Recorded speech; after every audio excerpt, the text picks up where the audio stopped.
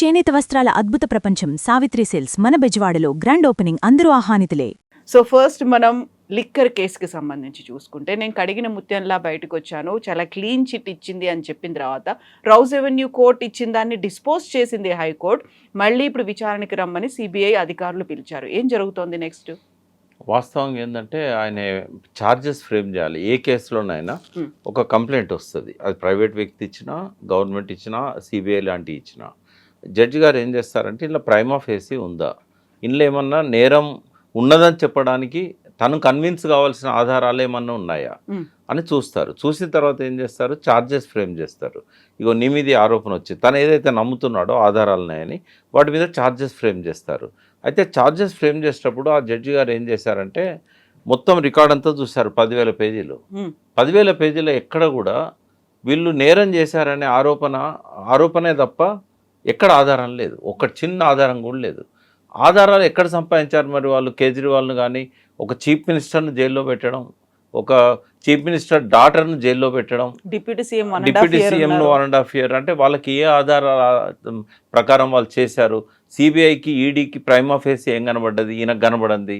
అంటే వీళ్ళతో పాటు అరెస్ట్ అయిన శరత్ చంద్రారెడ్డి, అరబిందో ఫార్మా, అతను ఏంటంటే అప్రూవర్గా మారి నేను డబ్బులు ఇచ్చింది నిజమే అని చెప్పేసి వాళ్ళ ముందు కమిట్ అయ్యాడు. అయితే confession before the police officer or CBI, ED is not admissible in the law. నేను ఒక అడ్వకేట్గా చెప్తున్నాను, అందరికి తెలిసిన విషయం ఇది. కాబట్టి ఆ జడ్జి గారు ఏం చేశారు, ఈ అప్రూవర్ ఇచ్చిన స్టేట్మెంట్ తప్ప వేరే ఏది లేదు, ఆధారాలు ఏది లేదు. మనీ రికవరీ కాలేదు, మనీ ట్రాన్స్ఫర్ అయినట్టు ప్రూఫ్ లేదు, మనీ క్యారీ చేసినట్టు ప్రూఫ్ లేదు. కవిత వెనకాల ఎవరో 2 సూట్ కేసులు మోసుకొచ్చినట్టుగా ఒక స్టార్ హోటల్ క్లిప్పింగ్ దొరికింది. అలా బట్టలు ఉండొచ్చు కదా, ఆమె సూట్ కేసు ఓపెన్ చేయలే కదా. మూడవది, ఈ శరత్ చంద్రారెడ్డి అరెస్ట్ కాగానే బెయిల్ కోసమని 5 కోట్ల రూపాయలు బీజేపీ అకౌంట్లో బాండ్స్ కొన్నాడు. తర్వాత ఆయన జైలు నుంచి బయటికి రావడానికి 25 కోట్ల రూపాయలు మళ్ళీ బాండ్స్ కొన్నారు. అంటే ఒక 30 కోట్లు ఇచ్చిన వ్యక్తిని బీజేపీకి అప్రూవర్గా మార్చుకొని ఈ కేసు పెడితే ఇది ఎట్లా చెల్తుంది? ఇదే విషయాన్ని రౌజ్ అవెన్యూ కోర్టు ఏం చేసిందంటే, ఈ సాక్ష్యాధారాలు లేవు కాబట్టి నేను ఛార్జెస్ ఫ్రేమ్ చేయలేను, మిమ్మల్ని అందరినీ విడుదల చేస్తున్నా అని చెప్పారు. ఇక వీళ్ళ గొంతులో వెలక్కాయ పడ్డది బీజేపీకి. ఎందుకంటే కవిత అట్లా ఉంచండి, ఒక సీఎంను నువ్వు ఆ సీట్లో కూడా కూర్చోకుండా సుప్రీంకోర్టు ఆంక్షలు పెట్టింది, ఆయనను తీసుకుపోయి జైల్లో పెట్టావు. ఉప ముఖ్యమంత్రిని 550 రోజులు జైల్లో పెట్టావు. ఈమె కూడా ఎమ్మెల్సీ కాకుండా అంతకుముందు ఆమె పార్లమెంట్ మెంబరు. ఎట్లా పెడతారు ప్రైమా ఫేసి లేకుండా? అందుకని ఇప్పుడు ఏదో కింద మీద పడి మళ్ళీ నోటీసులు ఇచ్చారు. ఏమనంటే ఆ సిబిఐతోని మళ్ళీ కొత్తగా ఎంక్వైరీలో కొత్త విషయాలు వెలుగులోకి తేవడానికి. వాళ్ళు కొండంత తవ్వినా కూడా ఎల్కని పట్టలేరు. నాకు కవిత మీద ఏం ప్రేమ లేదు, ఎందుకంటే ఆమె ఆ కుటుంబానికి, ఆ పార్టీకి చేసిన దానికి నాకు బాగా కోపం కూడా ఉంది. బట్ దేని దానికే మాట్లాడాలి. కడిగిన ముత్యమా కాదా పక్కకు పెట్టండి, కరప్షన్ చేసిందా లేదా, లిక్కర్లో ఇన్వాల్వ్ అయిందా లేదా నేను చెప్పా.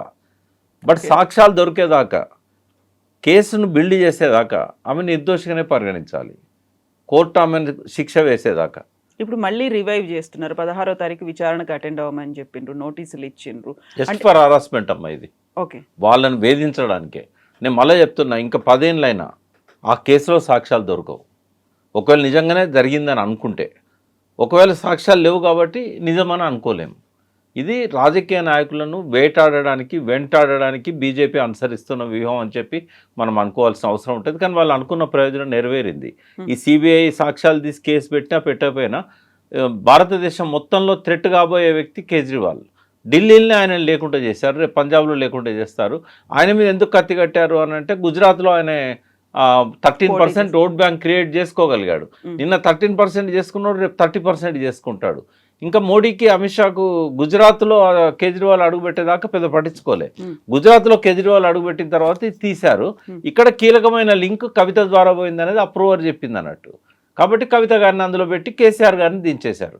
ఇక్కడ కూడా ఏంటంటే కేసీఆర్ టార్గెట్, కేజ్రీవాల్ టార్గెట్, వీళ్ళిద్దరు తప్ప బీజేపీకి దేశంలో థ్రెట్ లేదు. మమతా ఏమన్నా వేరే స్టేట్కి పోవాలనుకుంటుందా? ఓన్లీ కేజ్రీవాల్ వేరే స్టేట్లలో పోయిండు, గవర్నమెంట్ ఫామ్ చేసిండు పంజాబ్లో. గుజరాత్లో 13% తీసుకున్నాడు. దేశం అంతా స్ప్రెడ్ అవుతున్నాడు స్లోగా. గోవాలో మళ్ళీ ఆయనకి ఏంటంటే ఒక క్రేజ్ ఉంది కేజ్రీవాల్ పట్ల ప్రజల్లో. నిజాయితీగా ఉంటాడు, ఇట్లా ఆఫీసర్ రిజైన్ చేసి వచ్చాడు, ఇప్పటిదాకా ఆయన మీద స్కాములు లేవు, కాబట్టి ఆయనను స్కామ్లలో పెట్టి ఇరికేయాలి. కేసీఆర్ ఏం చేశాడు, ఉన్నకాడు ఉండక 2 years ముందు భారత రాష్ట్ర సమితి అని చెప్పేసి మహారాష్ట్రలో డిస్టర్బ్ చేశాడు బీజేపీని. మహారాష్ట్రలో కొంత ఓట్ బ్యాంక్ టర్న్ అయింది, ఆయన కార్యకర్తలు వచ్చి బీఆర్ఎస్లో చేరారు. అందుకే ఈయనను ఇక్కడనే పరిమితం చేయాలి, ఈయనను దేశవ్యాప్తంగా పోనీయొద్దు, కాబట్టి ఇక్కడనే ఓడించాలని చెప్పేసి తన బలాన్ని తగ్గించుకొని సంజయ్ని వెనక్కి లాగి 45 సీట్లలో పోటీ చేయగలిగేది 15 సీట్లకు పరిమితమై 8 గెలిపించుకున్నాడు. అంటే తన బలాన్ని తగ్గించుకోవడానికి కారణం ఏంటంటే యాంటీ ఇన్కంబెన్సీ అనేది డివైడ్ కావద్దు, కాంగ్రెస్ గెలిచినా పర్లేదు, తెలిసిన శత్రువు వాళ్ళకి ఎక్కడ లేదు. కానీ కేసీఆర్ వస్తే మాత్రం ఈ రైజింగ్ ఎనిమీనే, ఆయన ఏమో dying enemy, Rahul Gandhi is dying enemy, KCR is rising enemy, Kejriwal is rising enemy. కాబట్టి మోడీ పర్పస్ సర్వ్ అయింది. ఇప్పుడు ఆ సిబిఐ ఏం ఎంక్వైరీ చేసినా అది ఫేస్ కోసమే, ఫేస్ సేవింగ్ కోసమే తప్ప నిజంగా వీళ్ళ మీద ఆధారాలు దొరికే అవకాశమే లేదు. మరి ఇప్పుడు ఫిరాయింపులకు సంబంధించి ఏమవుతుంది? ఇప్పుడు స్పీకర్ ఇచ్చినటువంటి ఒక నిర్ణయం ఏదైతే ఉందో, ఆయన ఆల్రెడీ నిర్ణయం తీసుకున్నారు కాబట్టి ఇంకా దీన్ని కంటిన్యూ చేయాల్సినటువంటి అవసరం లేదు అంటూ ఆ కేసును అయితే క్లోజ్ చేసింది. అంటే అక్కడ స్పీకర్ నిర్ణయం మీదే అవుతుందా, ఫిరాయింపులు జరగలేదని సుప్రీంకోర్టు భావించింది?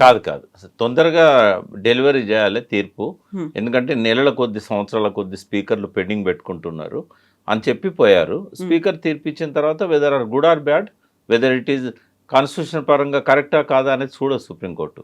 స్పీకర్ తీర్పు ఇచ్చారని డిస్పోజ్ చేశారు, రేపు మళ్ళీ వీళ్ళు వెళ్తారు స్పీకర్ ఇచ్చిన తీర్పు తప్పు అని, ఇది అబద్ధాలతో కూడుకున్నది, అసత్యాలతో కూడుకున్నది, ఒక రాజ్యాంగబద్ధమైన సీట్లో కూర్చున్న వ్యక్తి ఇంత దుర్మార్గంగా ఎన్నడూ వ్యవహరించలేదు భారతదేశ చరిత్రలో. నేను మళ్ళీ చెప్తున్నా, రాజ్యాంగం ఆమోదించిన దగ్గర నుంచి డిసెంబర్ 24, 1949 ఆ రోజు నుంచి ఈ రోజు వరకు ఒక రాజ్యాంగ స్థానంలో కూర్చున్న వాళ్ళు, గవర్నర్ కావచ్చు, ఇంకా రాష్ట్రపతి కావచ్చు, ఇంకెవరైనా కావచ్చు, ఈవెన్ జడ్జెస్ కూడా కావచ్చు, ఎంతోమంది తప్పులు చేశారు. కానీ ఇంత దరిద్రమైన తప్పు చేసిన వ్యక్తి భారతదేశ చరిత్రలో లేడు, ఇక రాడు. ఎందుకంటే ప్రజలందరికీ తెలిసిన ఒక నిజాన్ని నాకు సాక్ష్యం దొరకలేదంటే ఎట్లమ్మా? ఎలక్షన్ కమిషన్ వెబ్సైట్లో ఉంది, బీఫామ్ ఎవరిచ్చారు దానం నాగేందర్కి, బీఫామ్ ఇచ్చింది ఏ పార్టీ, ఏ గుర్తుపెట్టుకొని ఇంటింటి పోయి ఓటు అడిగాడు, 3-4 లక్షల మంది ఓట్లేశారు. ఈ ఓట్లు ఎట్లా వచ్చినాయి, ఆయన ఏ పార్టీకి వచ్చినాయి, వాళ్ళ పేరు నాగేందర్ది ఉందా లేదా? బ్యాలెట్ పేపర్లు కొన్ని లక్షలు ప్రింట్ చేశారు, ప్రతి బ్యాలెట్ పేపర్లో దానం నాగేందర్ పక్కన ఏ గుర్తున్నది? అంటే ఇంతమంది ఓట్లేసి దానం నాగేందర్ కాంగ్రెస్ అని చెప్పి నమ్మి బ్యాలెట్ పేపర్లల్లో ఎలక్షన్ కమిషన్ ప్రింట్ చేసిన బ్యాలెట్ పేపర్లల్లో దానం నాగేందర్ పక్కన చేతి గుర్తుంటే నాకు సాక్ష్యాలు దొరకలేదు. అంటే అక్కడ దానం నాగేందర్ ఇంకొక మాట అంటున్నారు, వ్యక్తిగత స్వేచ్ఛ అనేది ఉంటుంది, యాజ్ ఎ పర్సన్ గా నాకు కూడా ఒక ఫ్రీడమ్ అనేది ఉంది, దాన్ని నేను యూజ్ చేసుకున్నాను, దాన్ని ఎవరు కాదనలేదు. ఆయనే ఆ పార్టీకి రిజైన్ చేసి, ఇప్పుడు వ్యక్తిగత స్వేచ్ఛ చట్టాలకు అతీతంగా ఉండకూడదు. నాకు చాలా అత్యంత సన్నిహితుడు, అంటే ఒక బ్రదర్ లాగా దానం నాగేందర్, ఒక యంగర్ బ్రదర్ లాగా. But I don't tolerate this. నీకున్న స్వేచ్ఛ చట్టం పరిధిలో ఉంటుంది, నీ ఇష్టం వచ్చినట్టు ఉండదు. నువ్వు ఒక చట్టానికి బద్దును పోయి రిజైన్ చేసి నువ్వు కాంగ్రెస్ బీఫామ్ తీసుకోవాలి. నువ్వు ఎమ్మెల్యేగా ఉన్నావు, ఎమ్మెల్యేకి రిజైన్ చేయలేదు, కాబట్టి అది 100% అది పార్టీ ఫిరాయింపు. ఇప్పుడు లేకపోవచ్చు ఆయన, ఇప్పుడు నేను మళ్ళీ టీఆర్ఎస్లో ఉన్నా అని అనొచ్చు, కానీ నువ్వు మధ్యలో పార్టీ ఫిరాయించినవా లేదా? అసలు చట్టాన్ని సవరించి ఏం చేయాలంటే ఇటువంటి గ్లేరింగ్ ఎగ్జాంపుల్స్ ఉన్నప్పుడు ఎలక్షన్ కమిషన్ సోమోటోగా తీసుకొని బర్తరఫ్ చేయాలి, మళ్ళీ 6 ఏళ్ళ దాకా పోటీ చేయకుండా ఆయనకు ఆంక్షలు పెట్టాలి. ఇదో దరిద్రమైన ఎలక్షన్ కమిషన్. ఆ ఎలక్షన్ కమిషన్ రూల్స్ సరిగా లేవు. ఆ ఎలక్షన్ కమిషన్లో ఉన్న వాళ్ళు కూడా ఆ కీలు బొమ్మల్లాగా వ్యవహరిస్తూ ఉన్నారు, తోలు బొమ్మల్లాగా వ్యవహరిస్తున్నారు. అందుకే ఇక ఏం చేస్తాం, చట్టం కంచె చేను వేస్తే అంటాం కదా, చేను కాపలా కంచె పెడతాం. కంచె చేను వేసినాక ఇంకా సామాన్యునికి దిక్కేది, ప్రజలకు దిక్కేది ప్రజాస్వామ్యం అని ఎట్లా చెప్పుకుంటాం? రాజ్యాంగానికి ఒకవేళ అంబేద్కర్ బతికుండి ఉంటే ఆత్మహత్య చేసుకునేవాడు నిన్న జరిగిన ఈ స్పీకర్ తీర్పుకు. ఆయన దళితుడే మళ్ళా. ఇప్పుడు కడియం శ్రీహరి ఇంకొక మాట అంటున్నారు, ఫిరాయింపుల్ని ప్రోత్సహించిందే కేసీఆర్ ఫస్ట్ క్షమాపణ చెప్తే నేను రాజీనామా చేస్తాను అనేది. సరే, అది పొలిటికల్ స్టేట్మెంట్, నేనేం డిఫెండ్ చేయట్లేదు ఆయన చెప్పిన దాన్ని. అంటే కేసీఆర్ ఫిరాయింపులు దేనికోసం చేశాడు, ఈయన దేనికోసం చేశాడు?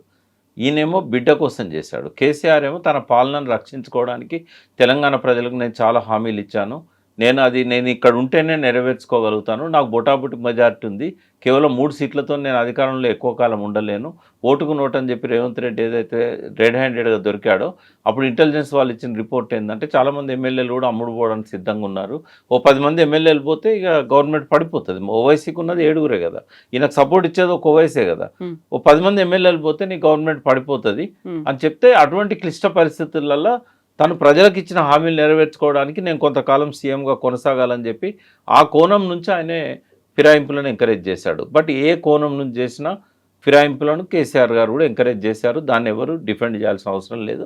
క్షమాపణలు కాదు ఇక్కడ కావాల్సింది, స్పీకర్ 9 మందిని ఎక్స్క్యూజ్ చేసినా నేను పట్టించుకునేవాడిని కాదు, కానీ దానం నాగేందర్ విషయంలో స్పీకర్ చేసింది హైలీ అబ్జెక్షనబుల్. మరి ఇప్పుడు నెక్స్ట్ బీఆర్ఎస్ ఏం చేయబోతోంది, సుప్రీంకోర్టు ఎట్లా రెస్పాండ్ అవుతుంది అంటారు? ఆల్రెడీ 2.5 years అయిపోయింది, మిగిలింది 2.5 years మాత్రమే. కాలయాపన కనుక కోర్టు చేయకపోతే వాతలు పెడుతుంది స్పీకర్కి, మామూలుగా ఉండవు. ఇప్పటి వరకు ఏ స్పీకర్ మీద కోర్టులు కామెంట్ చేయలేనంత, అంటే బహుశా ఆయన దీపం అని కూడా చెప్పొచ్చు, అంత ఘోరమైన తీర్పు వస్తుంది స్పీకర్ విషయంలో. బట్ అది డిలే చేయకుండా, దీన్ని కాలయాపన చేయకుండా స్పీడప్ చేయాలి. బట్ వీళ్ళు ఇప్పటికి వేసారా లేదో నాకు తెలియదు.